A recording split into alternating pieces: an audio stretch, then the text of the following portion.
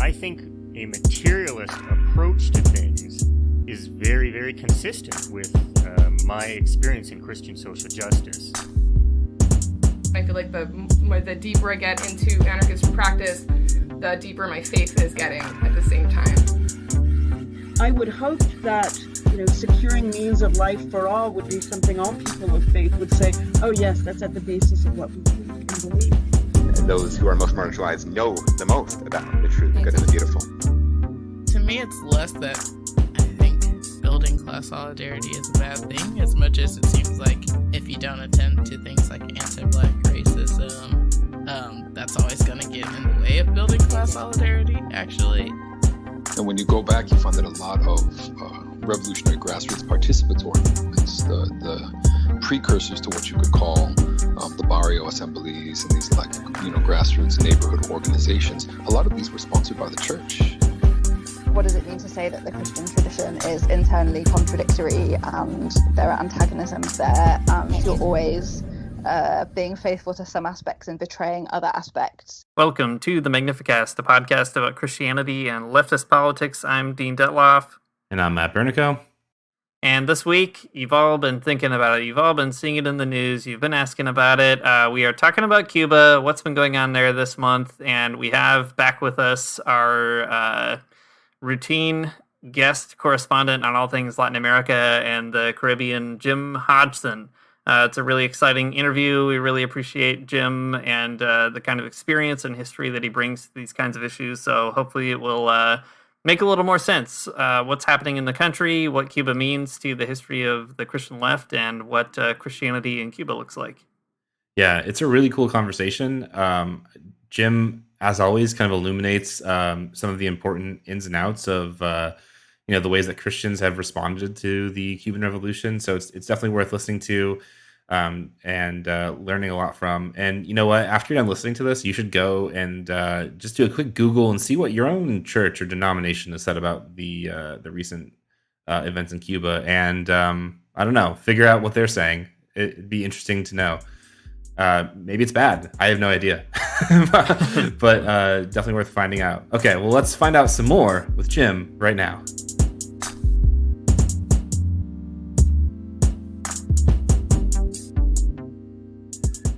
Welcome back to the show, Jim. We're really glad to hear again from our unofficial podcast correspondent on Latin America and the Caribbean. For folks who are new to the podcast, we always call up Jim when something is going on in those parts of the world. And he has a lot of firsthand solidarity experience in the wild world of Christianity and social justice over a few decades. So, Jim, why don't you, before we get into talking about what's going on in Cuba and whatever else, why don't you just introduce yourself a little bit for folks who don't know who you are? Sure. It's great to be back with you today. And I'm talking with you today from my hometown in British Columbia. I have come back here for a visit with family. I grew up here, but was always curious about the rest of the world, and particularly in all those issues around North-South development, injustice, inequity, trying to find a better way forward. And so my background is in journalism, and I kind of found a career over the past almost 40 years at the intersection of journalism, progressive church spaces, and Latin America and the Caribbean. And so I got involved in Latin America directly with the travel in the Dominican Republic, Haiti, and Nicaragua in 1983, 84, and then I've kind of stuck with it. So, today and I guess I should say as well, I worked for 20 years with the United Church of Canada as its Latin America Caribbean program coordinator, but I finished that job a year ago. And so what I say today is, rooted in my experience, some of which is derived through the relationships with the United Church, but I'm not speaking on their behalf today. This is Jim. Great. Well, we're really excited just to have Jim specifically talking about your experience. It's great. So, I think every time you come on the podcast, you teach us something new and important about, international relations, solidarity, and history. But today we're really excited to talk about Cuba, I think particularly just because of the recent events. It's a place that we know you have some experience and some relationships, though, as well. So there's a lot of there's a lot of history behind all of the things going on in Cuba, and just a big knot to unravel, I guess, was what I'm trying to say. So we thought we could maybe discuss some of the current events up front, and then find our way to maybe the historical situation in the back half of the episode. So I guess let's just start with the basics. Jim, what's going on in Cuba this month? Yeah, I think thanks for the question, and you can, if you look online or at any of the major media places like BBC or CBC or the U.S. networks, you'd think that there's this full scale revolt going on in Cuba, and that's not true. Um, just to step back from it a little bit, and then I'll move forward again. The Cuba, like other countries, has had to manage the COVID-19 pandemic as best it can. And I think if you look around the world at countries that we're interested in or passionate about, each of them have done things in different ways, sometimes for the good of the people and sometimes not so good. So you can look at how Cuba has managed this and say, well, this was good and that wasn't so good, and have a conversation about that. So COVID happens in the Cuban situation in the context of 60 years of U.S.-led blockade, not supported by any other country in the world right now except Israel. But yeah, there's this blockade which doesn't prevent Cuba absolutely from obtaining goods and services. They can get them from other places, but it takes out kind of a major potential supplier and drives prices higher, and and you're competing in basically smaller markets to get goods like face masks, other PPE. Early on in the COVID crisis, and then so you have the blockade, difficulty in getting medical supplies, basic products. That's been going on, especially accentuated through the pandemic. But the pandemic has also meant the loss of a major source of income, the loss of tourism. The pandemic began just after some economic reforms that an old dual currency system ended, and so people were adjusting to that, and it has meant some inflation.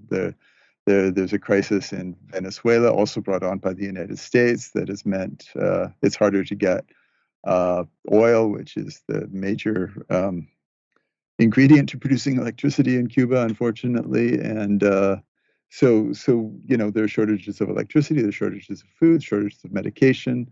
At the same time, Cuba has been able to develop two vaccines that by all accounts seem to be working, and but there are occasional outbreaks in certain places. So one of those was happening earlier this month in the province of Matanzas, which is just east of Havana.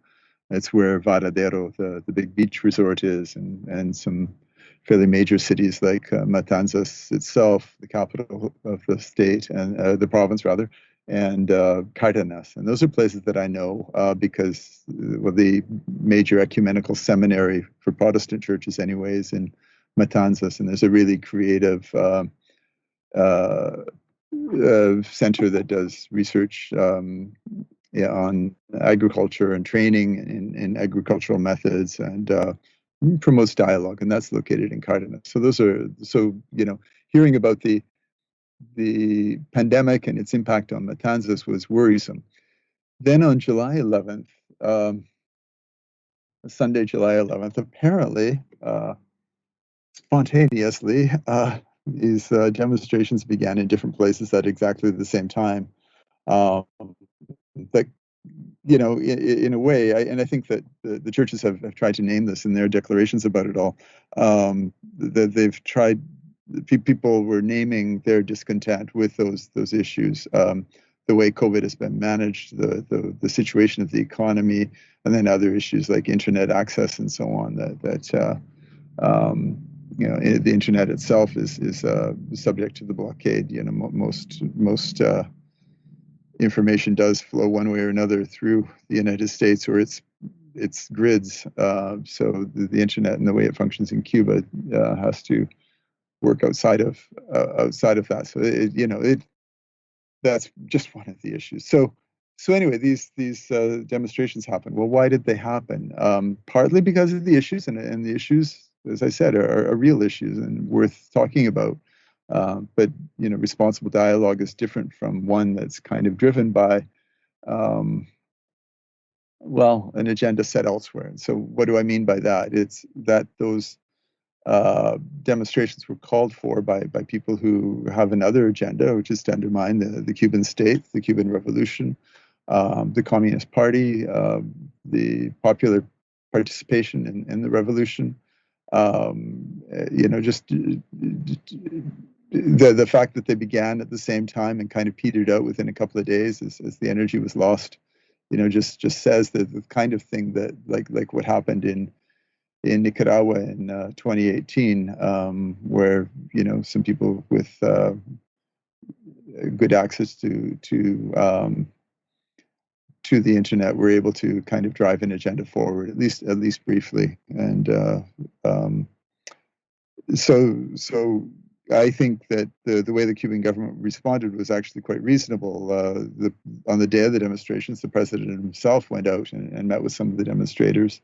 In the subsequent days, the government went out of its way to meet with people and then speak publicly about the issues that are affecting Cuba in this late stage. Well, we hope it's the late stage of the pandemic, and try to find some ways forward. And that includes making it more flexible for people to receive money that comes in from family and friends overseas. So we'll see where it all follows. I think that my hope is that the kinds of dialogue and the spaces for dialogue that are available, that those get used, and that people feel heard with legitimate complaints. I think it's fair that people complain about COVID in every country. Things haven't always gone the way we want them to go, and so have that conversation. Ask questions about the economy. That's completely legitimate, and I think the way that we'll talk about this a bit more, but the way that discussion happens in Cuba is pretty, I think, wide open, and you'll see that in the ways the debates go on about religion and politics and issues like same-sex marriage and so on. So there are spaces for dialogue, responsible dialogue, and I think that's been unfolding these past few weeks. I really appreciate you bringing out that nuance in how the dialogue is unfolding and the space that maybe, the space that there is for that dialogue in Cuba. Something I've been seeing a lot from, I think, critics on the left even about the protests in Cuba is about police violence there. I don't know. Do you have any thoughts about some of those images that people have been circulating online, or how people have talked about police violence and like suppression in Cuba? I don't know. Like, what's your take on those things in light of the dialogue or the supposed lack thereof? I don't see the police violence, the so-called police violence in Cuba is at all equivalent to what you see right now, for example, in Colombia, where the police have been guilty of kidnapping and killing people. And so what happened on July 11th was, some people went out and demonstrated peacefully. A minority within them weren't so peaceful. Sometimes those people were arrested. The police do have a responsibility for maintaining public order. And so one of my friends who was out that day was Joel Suarez, who's the director of the Martin Luther King Memorial Center in Havana. And so he said he walked around and saw the different demonstrations, different parts of Havana, and mostly saw that they were peaceful, but there were places where there were agitators who were trying to disturb things, and they were the ones whose images were caught on camera and that you see kind of played over and over again. But given the potential for, or given the occurrences of violence and demonstrations in other places, this seemed rather subdued. So I don't even think it was I don't feel like it was a major issue. It's not like what you saw in the Black Lives Matter protests in the States a year ago, or what you see in Colombia right now. Yeah, I think that's some really good context. We're I'm talking to you from Toronto, where just this week police were beating people in events, trying to stop them from evicting homeless encampments in the parks. So it's police violence is not good. Obviously, everyone prefers that it doesn't happen, but that scene is not played around the world either, with all kinds of condemnations from world leaders and so on and so forth. So. Anyway, yeah, helpful to have that context. Maybe you could talk to us a little bit more about that participatory aspect of democracy in Cuba and those channels, that room for dissent or dialogue, for raising complaints and so on. I mean, what are your impressions of that picture of Cuba? What is it like to have a conversation? What's the sort of extent, maybe as far as you know, of people's disagreements, with the government or internal to the government and so on? What's the kind of picture of Cuba behind those assumptions that it's sort of an authoritarian, one-party line kind of place? Yeah, so the Cuban Revolution, of course, as you know, triumphed back in 1959.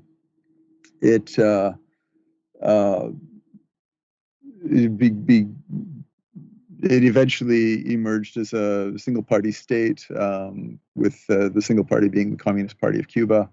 The way that since 1975 democracy unfolds is through different levels of engagement. So one is the neighborhood assemblies, and that's kind of the principal space that a lot of people participate in actual political governance. So there are neighborhood assemblies, there are municipal assemblies, there's a provincial assembly, and there's the National Assembly of People's Power, it's called, which is Cuba's parliament. And so, and there's also these other systems for popular participation through trade unions, through the women's organizations, the farmers' organizations, and so on. So all of those are spaces where political debate unfolds. It also unfolds outside of those spaces. So in the space that I know best is the churches. So people come together for worship or for church meetings. But there's always, as churches are, there's always discussion about what's going on in the country. What are the social issues relevant to churches? And I think in the past few years, it's been really interesting to see how the debate has unfolded in Cuba around marriage, and particularly expanding the definition of marriage to include partners of the same sex. So back in 1975, when they developed the new constitution, they defined marriage as an estate between men and women, or between a man and a woman. And as I guess public consciousness has evolved, not just in Cuba but around the world, around issues facing LGBT people, the Cuban leadership began to feel, well, we need to change that. So one of the people who was driving the change to open opportunities for sexual minorities was Mariela Castro. Mariela is the daughter of Raúl Castro, who was the president through the past decade or so, not now. And her mother was Vilma Espín, who was the founder of the women's organization, the National Women's Organization in Cuba, very influential in the 60s and 70s, unfortunately since passed away. So Mariela came to the debate on same-sex marriage, and I think everybody thought, well, this should be a shoo-in. The president's daughter is speaking for it. But what happened was a very open public debate, and I'm talking about this because it's an example of the way that the churches have participated in debate. Now, I don't agree with the position that many of the churches have taken. Of course, I'm gay myself, and I've been very grateful for the public stances of some churches in favor of same-sex marriage. In Cuba, most of the churches have tended to oppose the proposals for marriage equality. And so the government was able to change the constitution, but it then left the door open for redefinition of marriage in the family code. So that's the debate that's on now.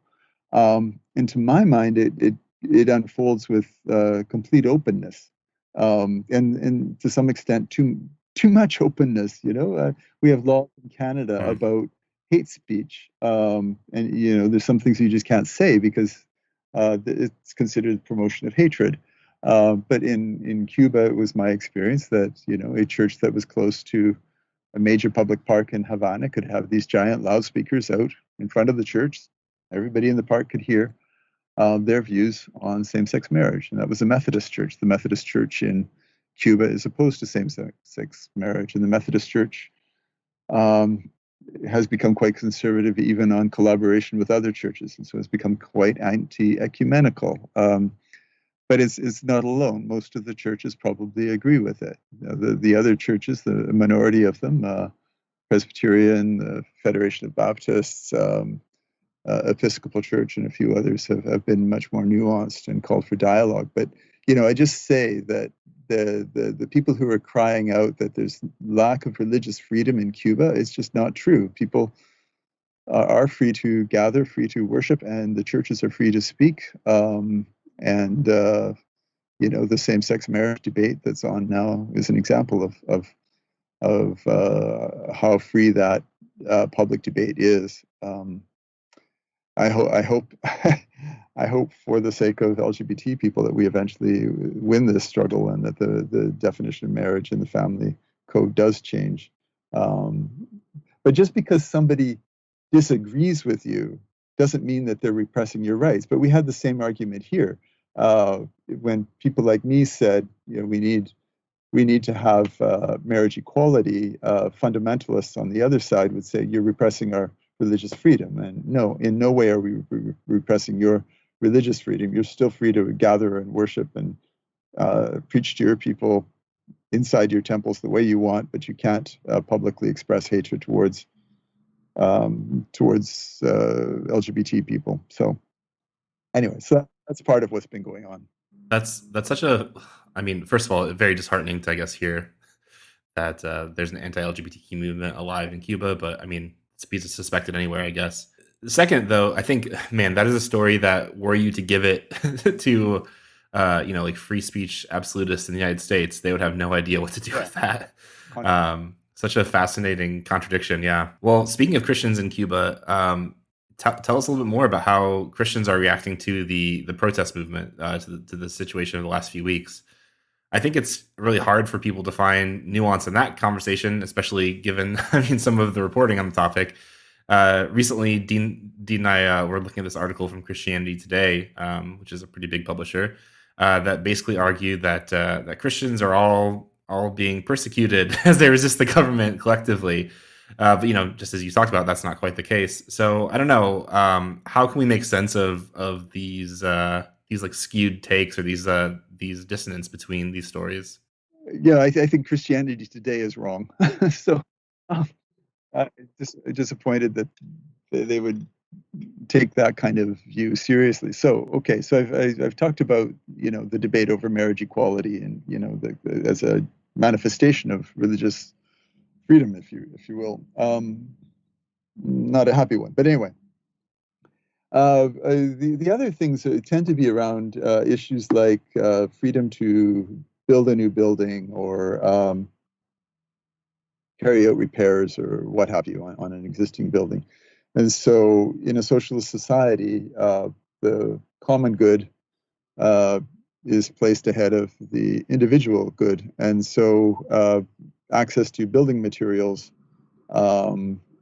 is a bit restricted because there are other things that may be priorities, hospitals, schools, what have you. So for many years, it's been difficult for churches to get materials for their buildings. I don't see that as a restriction on religious freedom. I see it as a justifiable way of ensuring that the most necessary sectors are getting attention first. There are church meetings that take place in people's homes. There are church meetings that take place in public parks. those are ways. While you're waiting for building materials, you can still have your religious meetings. But I guess as well, I should say that throughout these 60 years or 62 years of the revolutionary period,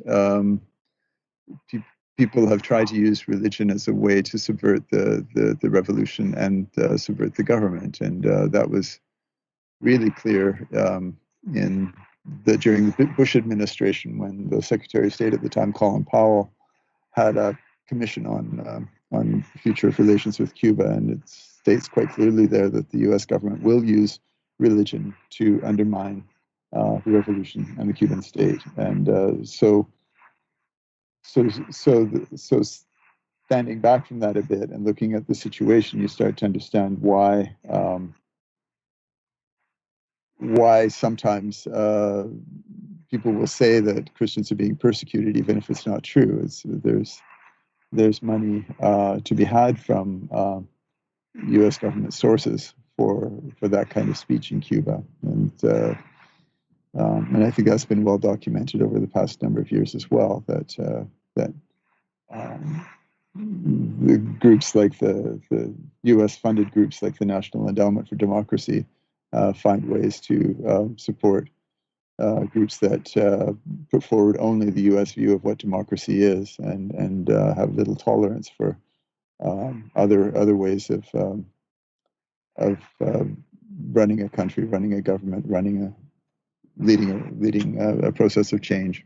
Yeah, well, tell us a little bit more about the Christians who are supportive of the revolutionary process in their own ways. You have some experience with them, and how are Christians maybe continuing to engage these events in Cuba? What are the Christians that you have relationships with saying about the events on July 11 and the kind of continued crisis in the country? What's that voice like?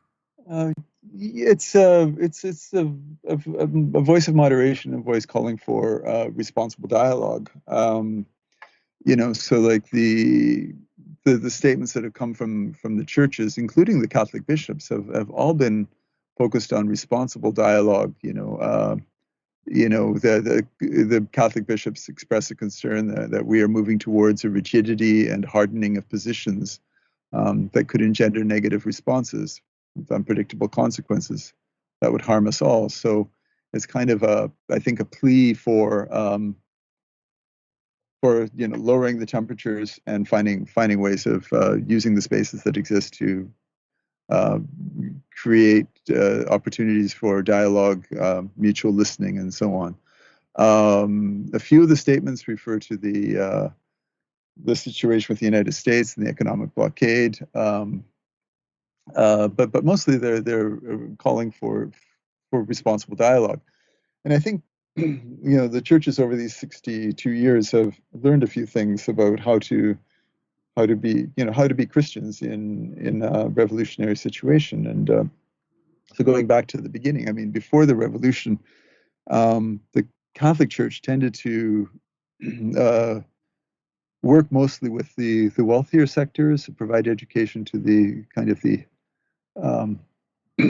more elite parts of the society, and didn't have a whole lot of engagement with with folks who were poor, except kind of in a formal way. People would have their babies baptized, and they might be married in the church, but probably weren't, and might go to the church for their funerals and so on. But there was kind of a distant relationship, and the Protestant churches tended to kind of follow the same model. So they were extensions of U.S. churches. They were missionary churches. When the revolution happened, the grassroots were enthusiastically in favor. The leadership was tended to be more cautious or even opposed. Half of the Presbyterian clergy at the time actually left and went to the States. But those who remained over time tried to find ways of living with the revolution. So among them were people like a Baptist pastor, Raul Suarez, who tried to create spaces for Christian participation in the revolution. How could Christians be part of what was going on, in the social process? And so he created the Martin Luther King Memorial Center, 70s and 80s. It was a bit later. Other theologians, Presbyterian pastor Sergio Arce, began doing kind of theology in the context of the revolution, and so I think their work and their thinking and multiplied. There were others doing this too. Kind of created a space for Cubans to be thinking about how they could be Christian in the revolutionary context. At the same time, Fidel Castro himself was beneficiary of the Catholic Church's way of working before he was educated in a Jesuit school.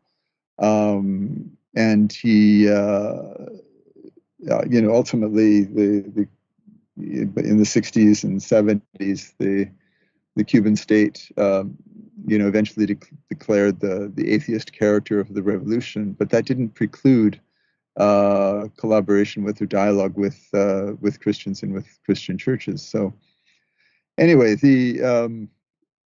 there was also engagement with Christians from other countries who were curious about what was going on in Cuba and the revolutionary model that it represented and how that might be useful in other contexts.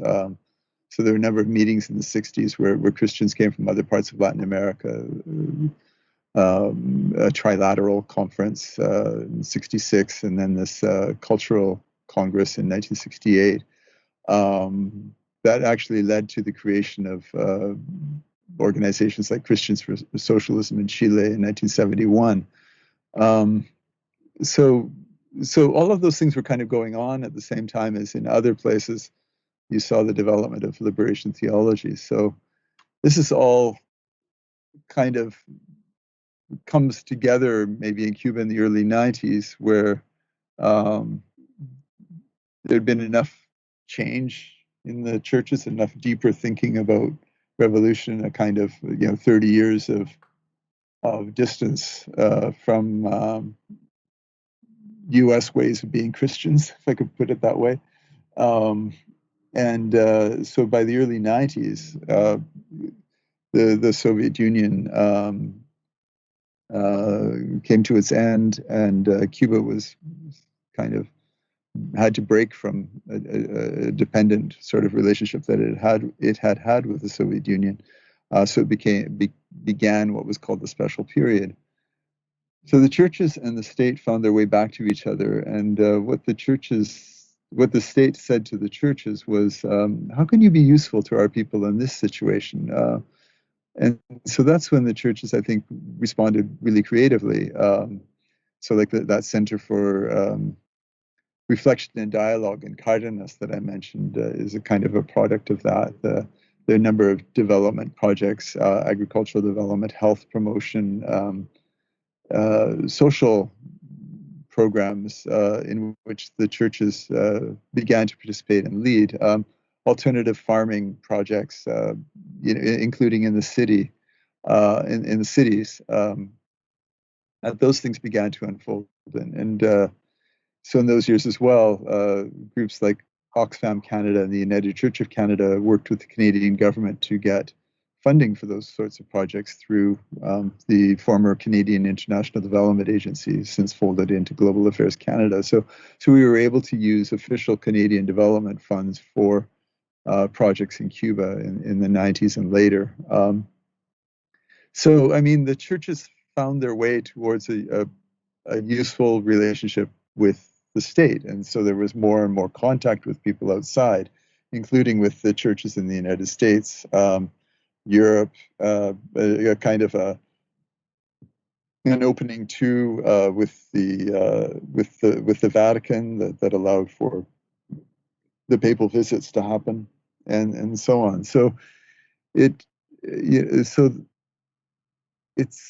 complicated, and I may have gone a bit off track from your question there, but I think that the point is that there are productive relationships that developed between church spaces and government spaces, the kinds of kind of hinge organizations. So like the Martin Luther King Memorial Center, the Center for Reflection and Dialogue, the Cuban Council of Churches itself, the Bishops' Conference, the Felix Varela Center, which is mostly Catholic. Those are spaces where people can talk with each other. The seminary in Matanzas has had, I think, a productive relationship with the social movements and with the party in the Matanzas province. So, so given the good history of the last 30 years of relationships among Christians and communists and churches and the state, and understanding that there aren't necessarily the contradictions among them that people felt in the 60s and 70s. You don't want to throw that out the window, especially in a moment of tension like right now. Use those bridges for dialogue. Use the spaces that have been created to, fix what's broken and hold on to what's good. Yeah, I think that's really helpful, Jim. I appreciate the tangent. I think it's a really good one to go on. After some of the events unfolded, I wanted to see what my own I'm Episcopalian. I wanted to see what my own church was saying about the situation, and I think what you said definitely gave some helpful context to think through. I think all of the responses I saw from the Episcopal Church in Cuba, even though I mean their responses I think are complicated themselves, to say the very least. Well, anyways, maybe we can pivot to talking a little bit more about history and the backdrop of some of this story. So. The Cuban Revolution, like you're just alluding to, and Christianity has a pretty sordid past, complicated to say the very least. But the liberation theologian Fray Beto recently said to understand why Fidel Castro was a popular leader, you have to understand what Cuba was like before the revolution. And I think he is right. So can you give us some insight on that and Christianity's relationship with that situation? Yeah, it's I began working in Latin America in the Dominican Republic, and eventually I kind of realized that it's like they were kind of in the same situation in 1959, and you can kind of see two different development paths or two different social paths since then. And so you in both countries you had a dictator who was installed or backed in one way or another by the United States, Batista in Cuba and the Trujillo in the Dominican Republic, and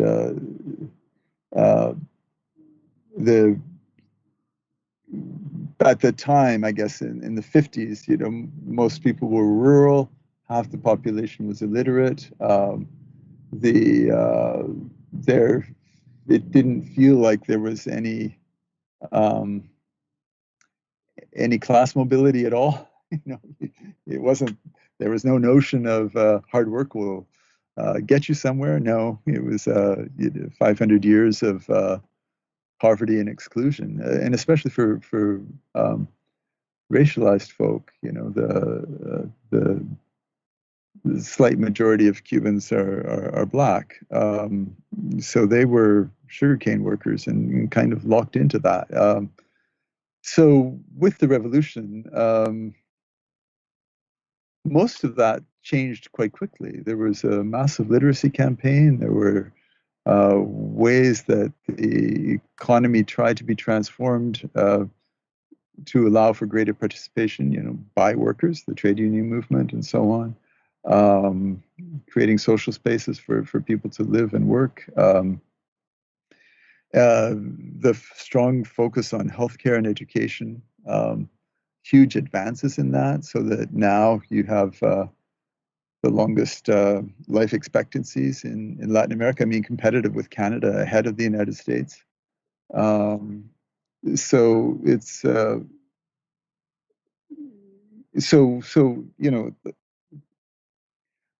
partly so, but you get a society that's really well educated. what do people do? So you have now young people who are well educated and can't always find work in the fields that they were trained for because of the economic situation, and so sometimes they end up working in hotels or restaurants and so on. And that isn't what anybody wants, but it is what it is. What would be better would be an end to the blockade so that people could travel and work, come and go freely. There aren't restrictions. Cuba doesn't impose restrictions on who can come or go, except the financial ones being able to afford a plane ticket. But the United States imposes conditions on who can come to the United States, and so a more normal relationship by the United States with its neighbors would actually help normalize things quite considerably.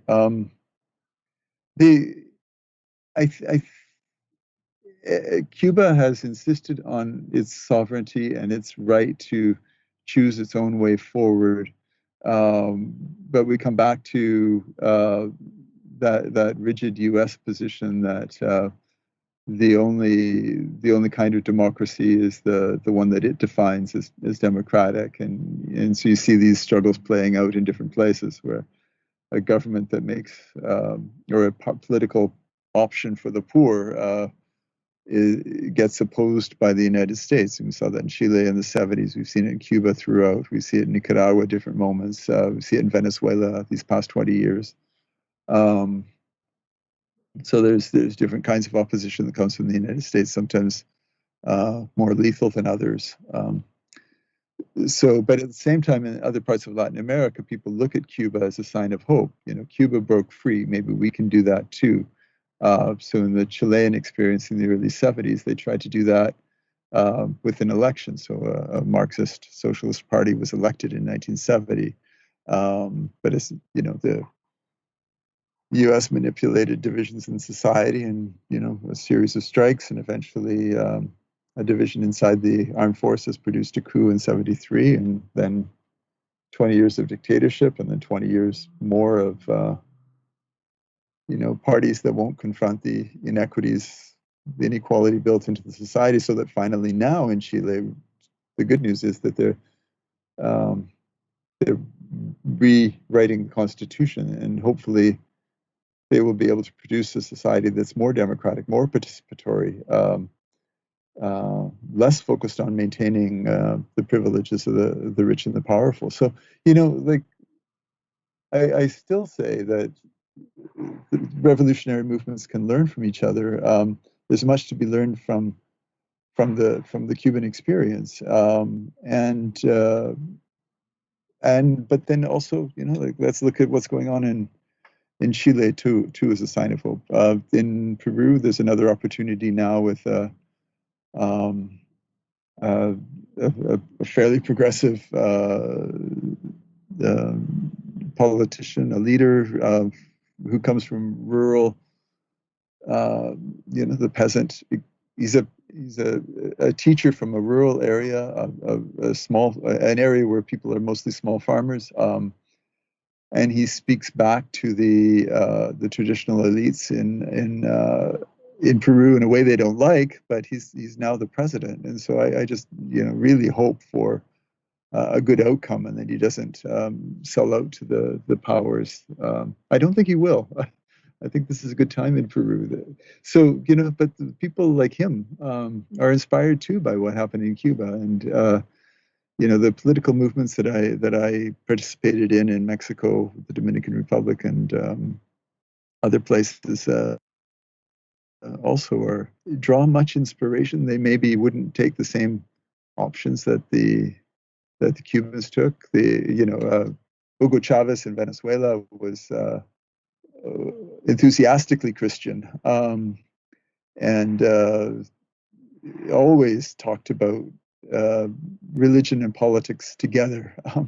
That his faith was part of what inspired his political action, and he worked hard to maintain good relations with the religious organizations, even when they wouldn't maintain good relationships with him.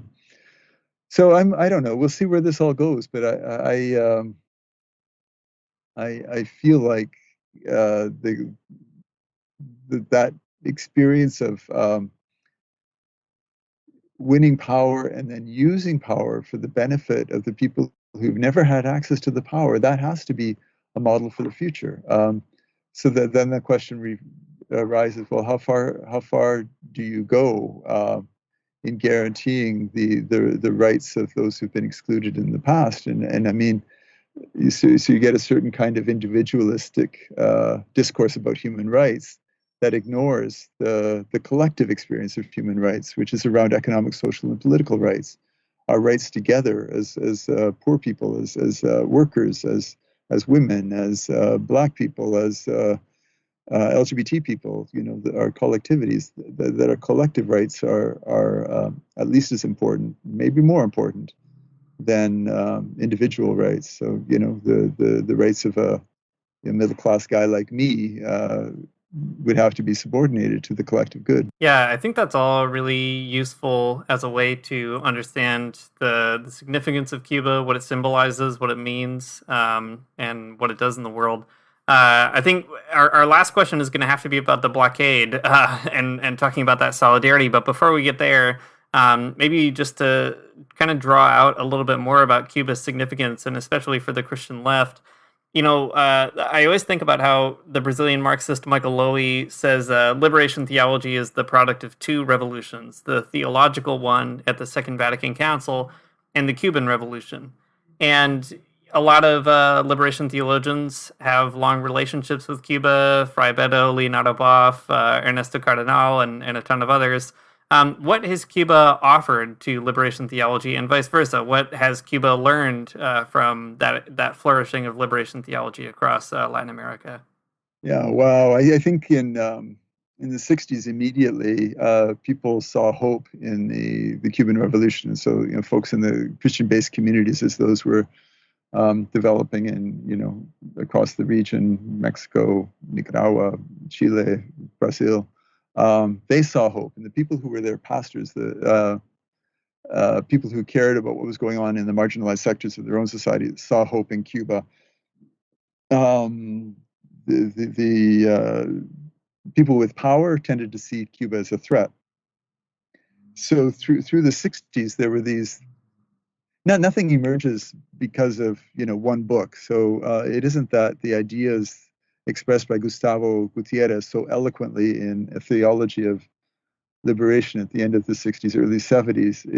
He didn't sit alone and dream that stuff up. It was through conversations with others, and he would be the first one to say that he didn't invent liberation theology. It was going on. He gave a name to it, maybe, or maybe others gave a name to it. He took it. I don't know. But there was these conversations going on all through the 50s and the 60s, the worker priest movement, all these kind of expressions of options for the poor, like that the gospel somehow was alive amongst the poor, and that what leaders had to do was listen to what was going on. I say poor, but the impoverished, the people who are locked out, the people who are marginalized in any society. So it was kind of a on the one hand, people seeing hope in the Cuban Revolution, and other people seeing it as a threat. So by the end of the 60s, there were either political movements, student movements, or sometimes guerrilla movements that were trying to get rid of authoritarian regimes or military regimes in places like Brazil. And then later Argentina and Chile. So people, so that fed the kind of the revolutionary fervor at the same time as it multiplied the repression. And so people were always learning from the experiences. So like that was all going on. This competition between people who saw Cuba as hope and people who saw Cuba as threat. And on the positive side, the responsible churches saw that the the social causes of the revolution had been correctly identified, and that they had to be identified in other places. So like by the time you get to the after Vatican II and the Medellin Conference of Bishops in 1968, and the articulation of an option for the poor and a celebration of the base communities, there was also an ethic of reading the signs of the times, a method of reading the signs of the times, and understanding that the answers from, let's say 1955, the previous Conference of Bishops meeting, weren't going to be the same in 1968, much less in 1979 when the Puebla Conference happened. And so, all of those things were happening, and they showed us a new way of working. So the liberation theology isn't just about Latin America or about economic relations. It's about race relations, about gender relations, and all the rest of it. And it's been taken and evolved in different settings around the world.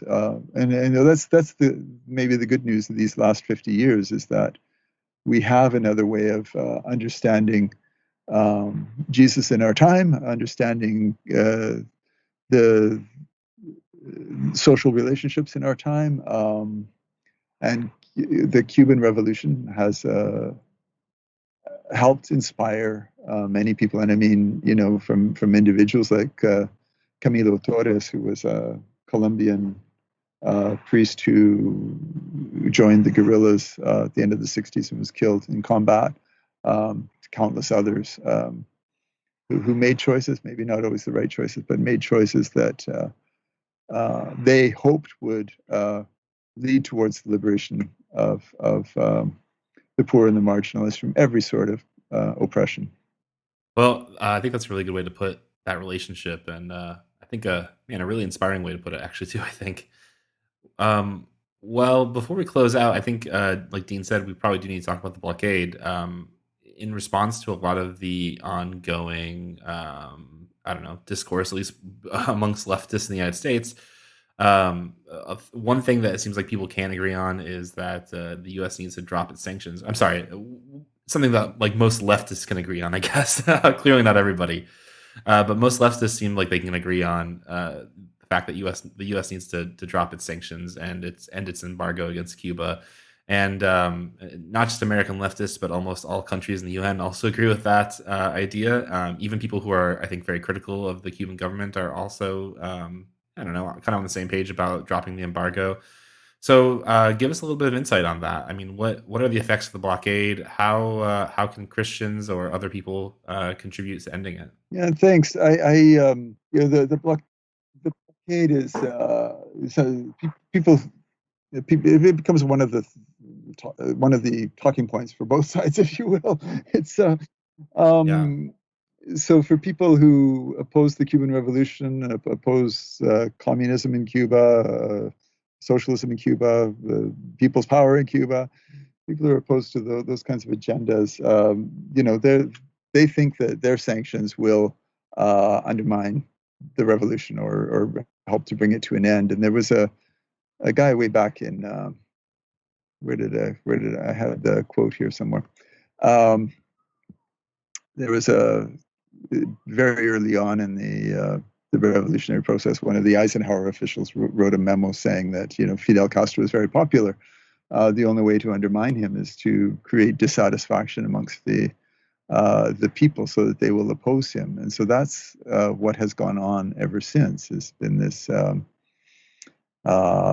effort to this effort to undermine the Cuban revolution by creating disenchantment and disaffection amongst the people. This is what this guy said, Lester Mallory, in 1960. The majority of Cubans support Castro. The only foreseeable means of alienating internal support is through disenchantment and disaffection based on economic dissatisfaction and hardship. And so it's a regime change strategy, but it's failed completely in Cuba, and it fails in North Korea, it fails in Venezuela, it fails in Iran. And in the Cuban context, I said before, there are some alternative ways of getting some goods, from China, from Russia, from other parts of Latin America, from Canada, but it does make the array of potential places to obtain things like protective equipment for COVID or syringes right now. It makes them more expensive and harder to get than it would be if it weren't for the blockade or the sanctions, if you will. Unfortunately, President Biden announced this week some new sanctions. This time, they're directed at the heads of the what he views as the repressive mechanisms, the police and what have you. And again, I don't see that as at all helpful. It's just he's playing this game that hasn't worked for 60 years. So what would be more productive would be for the United States to first of all break the sanctions that made things worse. Trump imposed 243 different sanctions measures or coercive measures, and that would be the first thing. And then to sort of get back at least to the situation at the end of Biden's time. President Biden had restored diplomatic relations, which kind of meant the opportunity for more. President Obama, you mean? Sorry. Yeah, you can have different positions, but talk about them. Don't impose sanctions. So the Cuban position, I think, is really clear. No foreign interference. Respect our sovereignty. Respect international law. International law respects the Cuban position. So as for what can be done about it, there's a new initiative this week called Let Cuba Live, and there's a website, letcubalive.com, and the organizations like Code Pink and others have come together and published an ad in the New York Times that has hundreds of signatures, and among them are Noam Chomsky, Jane Fonda, Oliver Stone, other public figures, some religious figures, the head of the National Council of Churches of Christ in the United States. U.S. churches on the whole have opposed the sanctions and called for an ending of them as recently as January this year. And so that letcubalive.com is one space where people can sign on to the declaration and call for an ending of the sanctions. There's no reason, the letter says there's no reason to maintain the Cold War politics that required the U.S. to treat Cuba as an existential enemy rather than a neighbor. So the other space I wanted to mention for a way to actually engage directly with Cuba and the Cuban people is Pastors for Peace. And Pastors for Peace is a project of another network of organizations called IFCO, IFCO, and their website is IFCO News, ifconews.org. But if you go into Google and type in Pastors for Peace, you'll find it. So Pastors for Peace began at the end of the 80s, led by African American churches, because they saw the need to connect with Cubans and Cuban churches and African Americans and Afro-Cubans, and to break the blockade. So they organize visits to Cuba, usually via Mexico, sometimes via Canada, by U.S. citizens every year. There's another caravan going this year. If you're interested in seeing Cuba up close, get in touch with Pastors for Peace. You can go yourself. And, I think that those kinds of initiatives that give people real lived experience in Cuba that's different from the propaganda that comes from the U.S. government and its allies is just so vital. And I guess the last thing to say about the blockade is, like, there was just a vote at the end of June in the United Nations General Assembly where, as has happened for each of the past 30 years, most countries in the world voted to encourage the United States to end the blockade. This time the vote was 187 to 2, the two countries that supported the blockade, the United States and Israel. The other 187 included places like Canada, all of Europe. There were 3 abstentions, and I've forgotten which ones they are. I think Colombia and Brazil were 2 of them, and the third was one of the East European countries. So it's like there's these sanctions aren't working. They won't work. Cubans are proud of what they've been able to accomplish. They have strong allies around the world who want to see this experiment survive and thrive into the future, and continue to be an inspiration for other countries. And so I think that's my hope too. And at one point we talked about working more closely around anti-imperialism, and I think Cuba is one of those spaces where you see the need to look at the way the empire is behaving and call it out.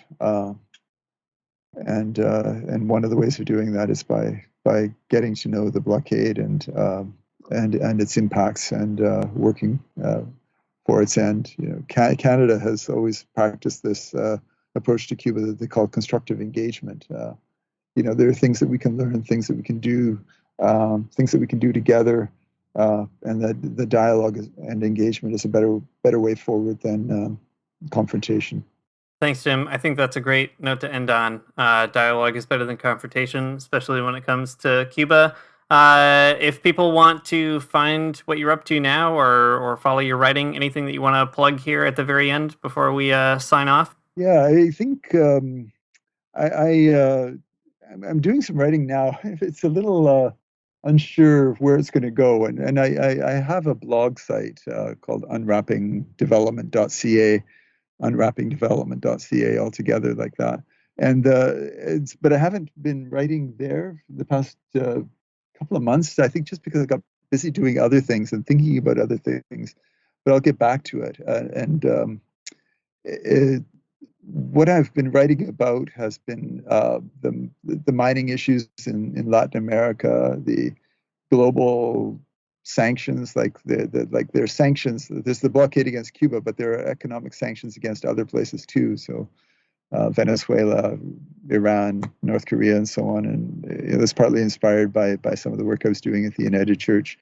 I've been working with Kairos around, Kairos is the Canadian Ecumenical Justice Coalition. I'm writing some pieces for them around debt, around access to vaccines. And then lately, and this hasn't appeared yet, but it's around mining and what we learned from all the fights over resource extraction and mining in Latin America and how that can shape some of our actions into the future. So a whole bunch of stuff perking, but not anything recent that's out there, except for the blog. And I will get back to writing for that. And now that we've talked about Cuba, maybe you've inspired me to write something about Cuba. Yeah, well, it is a great blog. I can say, as a reader of it, I encourage other folks to read it too. And we'll look forward to what else you have on the horizon, and we'll be sure to share that through our channels. Thanks again, Jim, for coming on the show. I know this will not be the last time. We're always happy to hear a little bit more about your experience, your perspective, and grateful for your work in the Christian Solidarity Movement. Well, thank you. It's always a joy to talk with you guys, and I wish you all the best. Thanks for listening to the Magnificast. If you like what you heard, you can support us on Patreon at patreon.com/themagnificast. If you support us there, you get kind of cool things like maybe a sticker, or maybe another sticker, or an invite to our Discord channel, or a cool behind the paywall, super exclusive alternate reality game podcast where Dean and I do talk about current events, but also kind of pretend we have a youth group called The Lock-In. It's very fun. If you miss all of the good Reddit goofs we used to do in some of the earlier episodes, that's the place you need to be to hear all those weird questions. Each episode is about 30 minutes, and I've heard that's exactly the right amount of time for a podcast to be. So if you're not into our longer regular podcast, that's one you can go check out. If you haven't made it this far past an hour, that's the one you should check out for sure. Yeah. So who am I even talking to in this weird sales pitch? All right. Our intro music is by Mario Armstrong. Our outro music is by The Illogical Spoon, and we'll see you next week.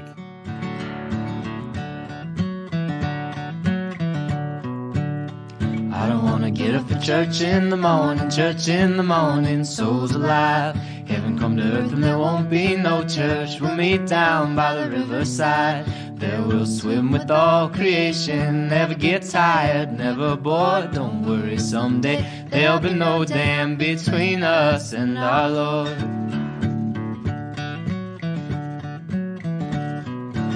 Jackson, you keep your hoods up. Well, you keep your hoods up and you stay up late. In Jackson, you keep your hoods up. Well, you keep your hoods up and you stay up late. Oh, don't mind a cold night, but we might mind if you leave too soon.